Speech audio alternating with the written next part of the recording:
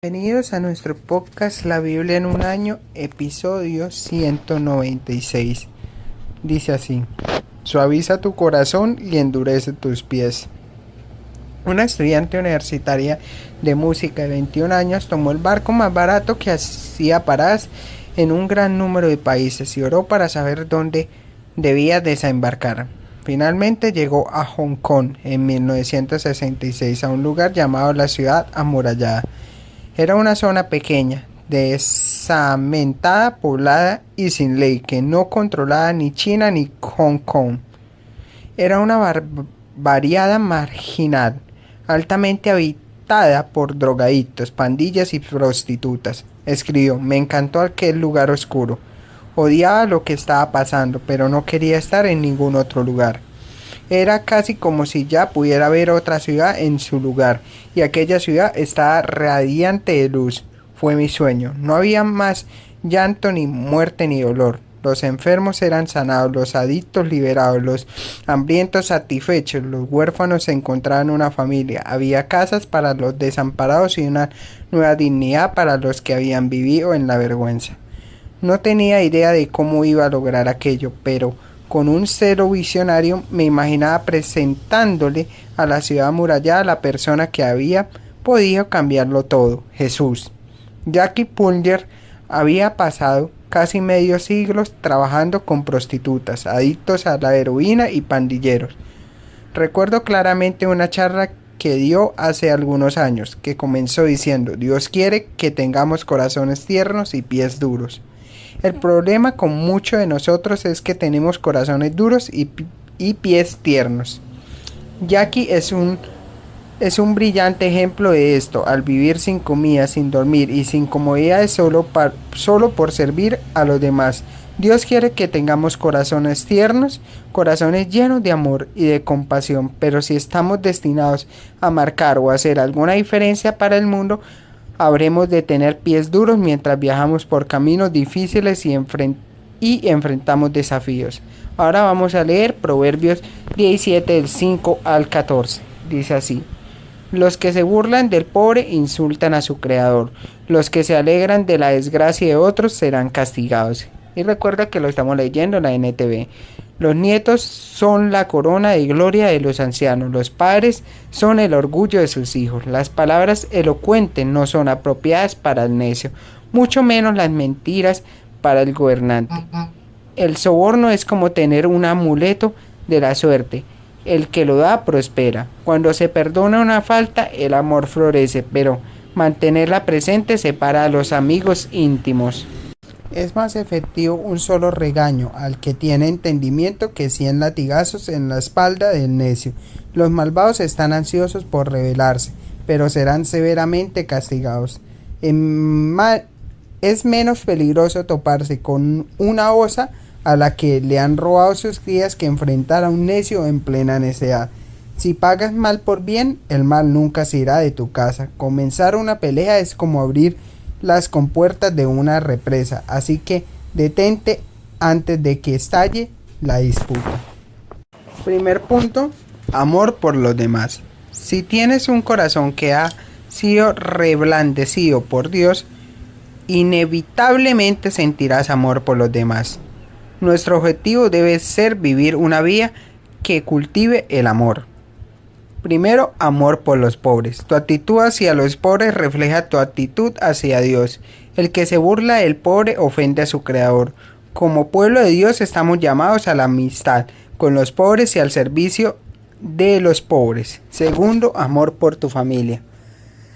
El ideal de Dios es que disfrutemos de relaciones cercanas y amorosas entre padres, abuelos e hijos. La corona del anciano son sus nietos, el orgullo de los hijos son sus padres.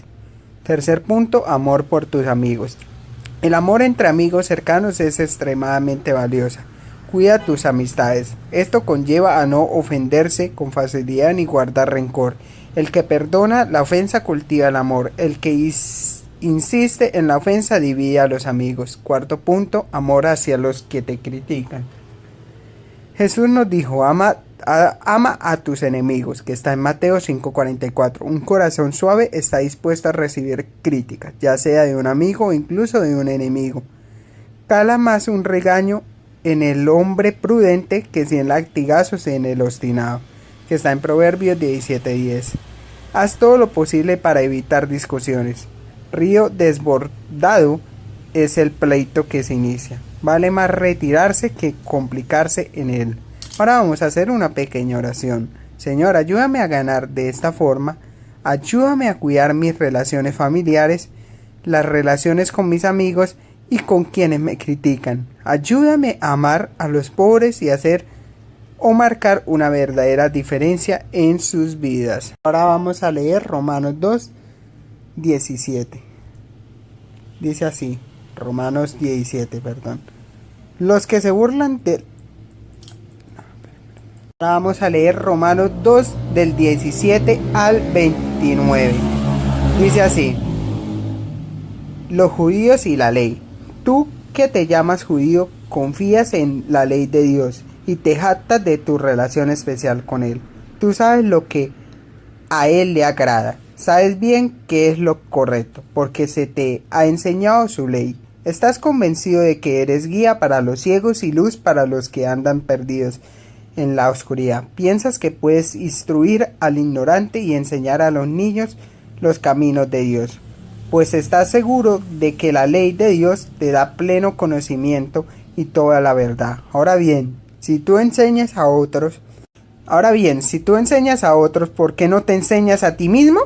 Predicas a otros que no se debe robar, pero tú robas. Dices que está mal cometer adulterio, pero tú cometes adulterio.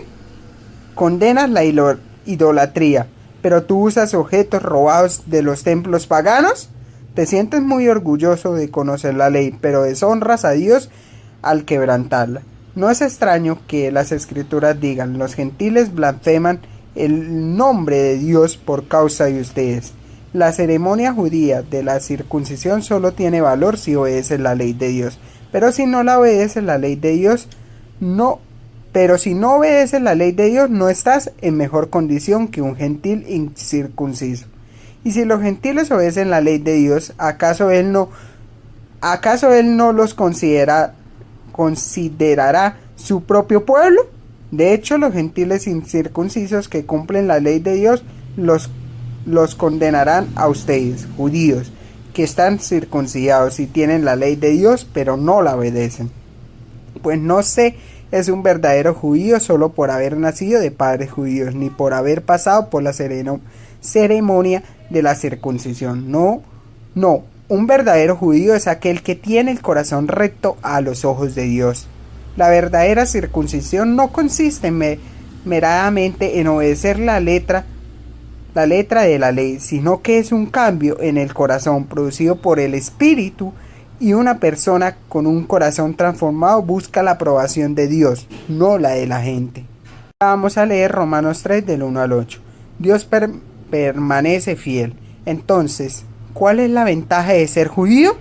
¿Tiene algún valor la ceremonia de la circuncisión? Claro que sí.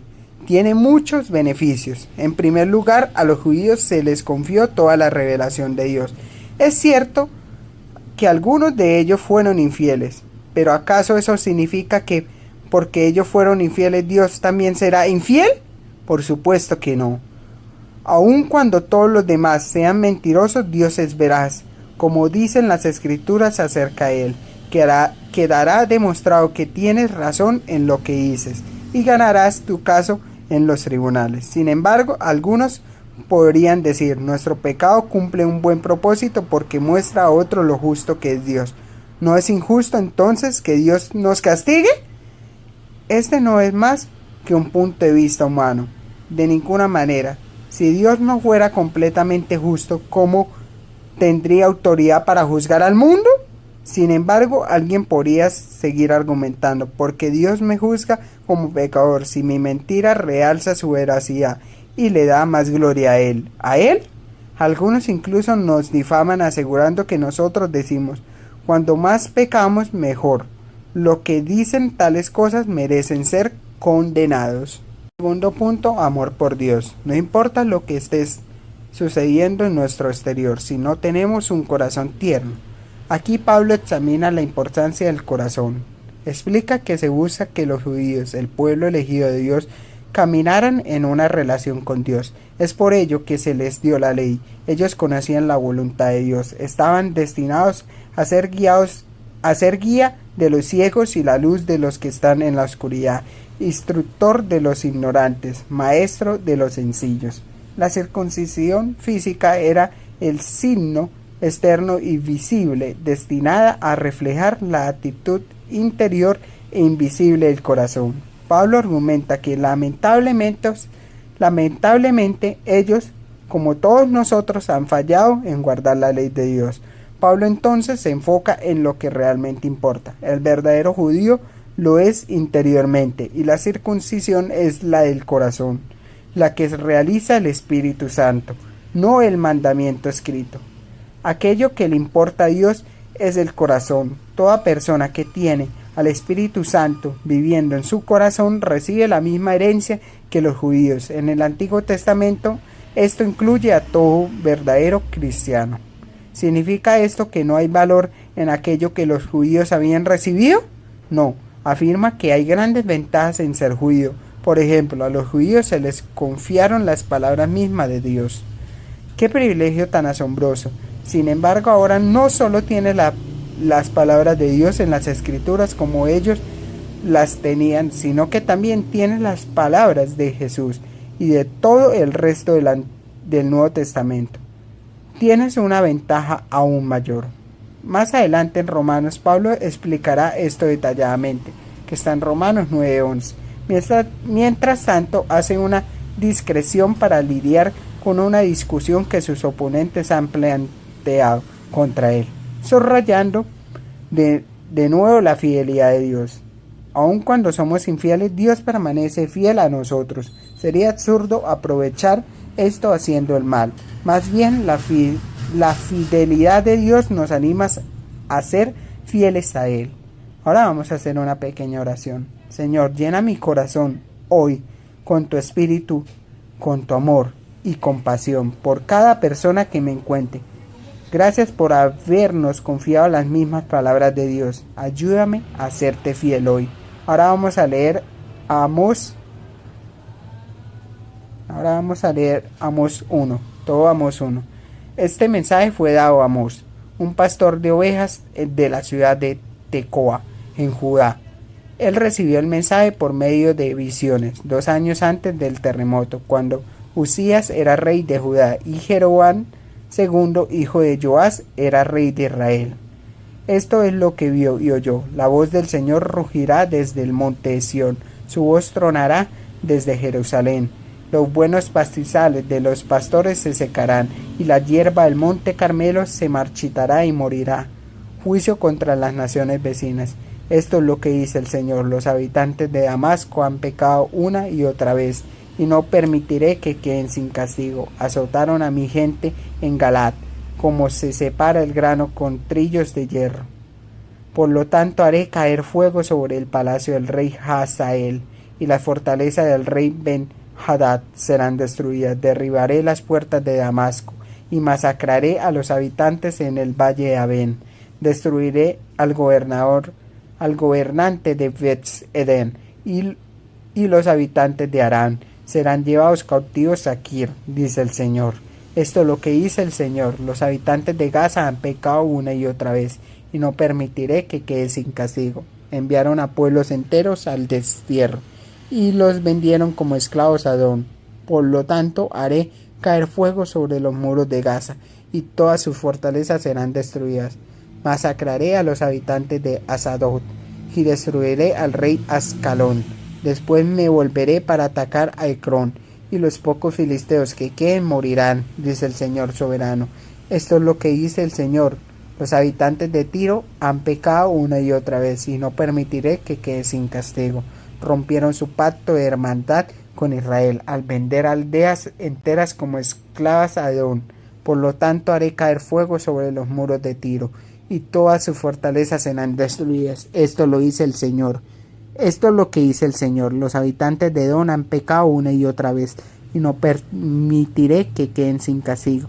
Espada en mano persiguieron a sus parientes los israelitas, y no les tuvieron compasión. En su furia los apuñalaron continuamente y fueron implacables en su enojo. Por lo tanto haré caer fuego sobre Temán, y la fortaleza de Bosra serán destruidas. Esto es lo que dice el Señor.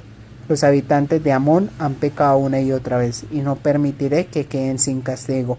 Cuando atacaron a Galat para extender sus fronteras, con sus espadas abrieron a las mujeres embarazadas. Por lo tanto haré caer fuego sobre los muros de Rabat, y todas sus fortalezas serán destruidas.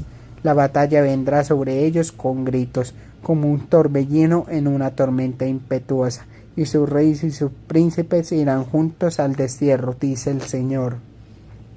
Ahora vamos a leer Amós 2. Esto es lo que dice el Señor. Los habitantes de Moab han pecado una y otra vez, y no permitiré que queden sin castigo. Profanaron los huesos del rey de Edom, reduciéndolos a cenizas. Por lo tanto haré caer fuego sobre la tierra de Moab, y todas las fortalezas de Keiriot serán destruidas. Los habitantes caerán en el ruido de la batalla, entre gritos de guerra y toques del cuerno de carnero, y destruiré a su rey, y masacraré a todos sus príncipes, dice el Señor. Juicio de Dios contra Judá e Israel. Esto es lo que dice el Señor. Los habitantes de Judá han pecado una y otra vez, y no permitiré que queden sin castigo. Rechazaron las instrucciones del Señor y se negaron a obedecer sus decretos. Se han descarriado por las mismas mentiras que engañaron a sus antepasados. Por lo tanto haré caer fuego sobre Judá, y todas las fortalezas de Jerusalén serán destruidas. Esto es lo que dice el Señor. Los habitantes de Israel han pecado una y otra vez, y no permitiré que queden sin castigo. Venden por dinero a la gente honrada y a los pobres por un par de sandalias. Pisotean en el polvo a los indefensos y quitan a los oprimidos del camino. Tanto el padre como el hijo se acuestan con la misma mujer, y así profanan mi santo nombre. En sus festivales religiosos están a sus anchas, usando la ropa que sus deudores dejaron en garantía. En la casa de sus dioses beben vino comprado con dinero de multas injustas. Pero ante los ojos de mi pueblo destruiré a los amorreos, aunque eran tan altos como cedros y tan fuertes como robles. Destruiré el fruto de sus ramas y arrancaré sus raíces.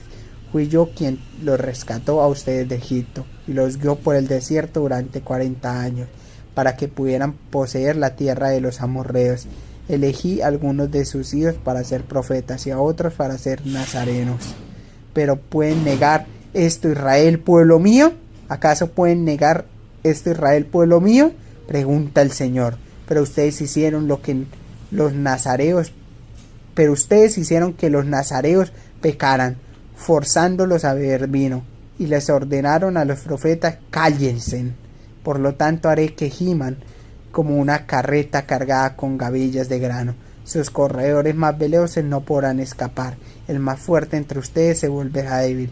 Ni siquiera los guerreros más poderosos serán capaces de salvarse. Los arqueros no podrán mantenerse firmes. Los más veloces no serán lo suficientemente rápidos para escapar. Ni siquiera los que montan a caballo podrán salvarse. En aquel día los hombres de guerra más valientes dejarán caer sus armas y correrán por sus vidas, dice el Señor. Tercer punto: pies duros. Un corazón tierno debe liderarnos a tener pies duros, a un pueblo de Dios preparado para actuar en nombre de los pobres y débiles, y para luchar contra la injusticia y defender a los oprimidos. Aquel fue un periodo desde 760 hasta el 750 a.C. de gran prosperidad para Israel y Judá, pero la prosperidad material no siempre es un signo de bendición de Dios. En aquel momento tuvo como resultado la corrupción, complacencia, inmoralidad y una terrible injusticia. Amós era un profeta y no era un sacerdote ni un ministro ordenado. Era un laico, un criador de ovejas que no se deslumbraba por la prosperidad, el poder y la posesión. Era un defensor de los pobres oprimidos y un acusador de los privilegiados ricos que usaban el nombre de Dios para legitimar la injusticia y la opresión. Al igual que el apóstol Pablo, Amós proclamaba el juicio de Dios contra los no religiosos y los religiosos, Comienza con los no religiosos, a quienes el pecado apartó de la ley. Los vecinos de Israel habían cometido pecados terribles. Ellos son condenados por su crueldad excesiva y tortura horrible, por la esclavitud y la trata de esclavos, por no mostrar ninguna compasión, por abrir el vientre a las mujeres embarazadas y por profanar a los muertos. Amós habla de la ira de Dios ante estos pecados tan terribles. Tanto Amós como Pablo en Romanos 1 del 18 al 20 argumentan la existencia de una ley natural. Incluso si no tienen la ley escrita de Dios, hay una ley natural escrita en sus corazones. Saben que ciertas cosas están mal. Esta fue efectivamente la base sobre la cual los líderes nazis fueron condenados en los juicios de Nuremberg después de la Segunda Guerra Mundial. Amós, al igual que Pablo, continúa diciendo que el pueblo de Dios que tiene la ley escrita será juzgada por un estándar aún más estricto. Amós pasa del juicio de los gentiles al juicio de Judá e Israel, porque rechazaron la ley del Señor y no obedecieron sus preceptos. En palabras de Ted Menses, Dios había actuado en nombre de ellos, siempre estuvo de lado, pero ellos no cumplieron con sus leyes. En particular, aquello que le importaba a Dios es su actitud hacia los pobres y necesitados. Sus corazones se habían vuelto duros. La gente son solo cosas para ellos. Formas de ganar dinero. Venden a un hombre pobre por un par de zapatos. Venden a su propia abuela.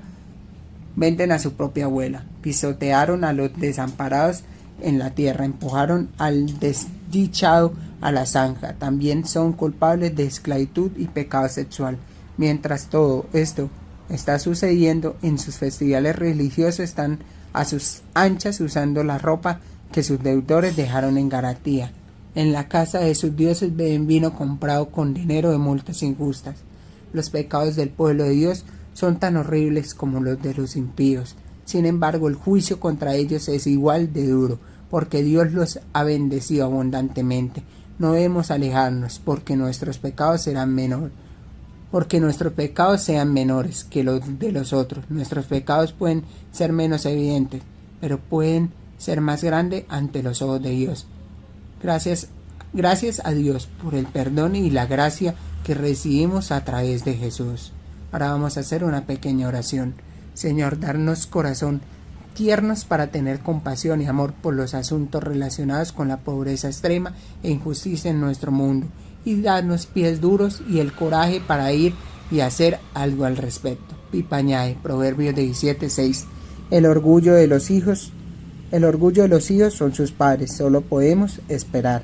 Proverbios 17:14. Iniciar una pelea, romper una represa, vale más retirarse que comenzarla. En una tensión, querer tener la última palabra cuando se está en una discusión, los desacuerdos pueden escalar fácilmente. Este proverbio dice que olvides el asunto, lo dejes ir y sigas adelante. Y recuerda que este podcast está hecho por el pastor Nicky Gumbel de la iglesia HTB en Londres, y el que le dio vida a este podcast fue Jesús David Rodríguez Rojas.